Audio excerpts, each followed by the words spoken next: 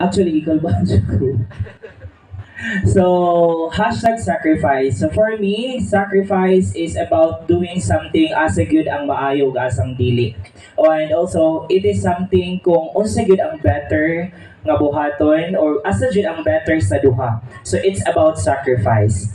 So based on my experience, dili ako share kon kay ba ko ning uban kay ba pod charot. So based on my experience as a youth leader, it's about sacrifice. So my time, so sa paghatag sa kong oras, sa pagpanerbisyo sa batanon is sacrifice. Nga nung sacrifice ko, it's because of love. Tungod kay nahigugma ko nga mo serbisyo sa batanon. Nahigugma ko nga mo serbisyo ngadto sa Ginoo.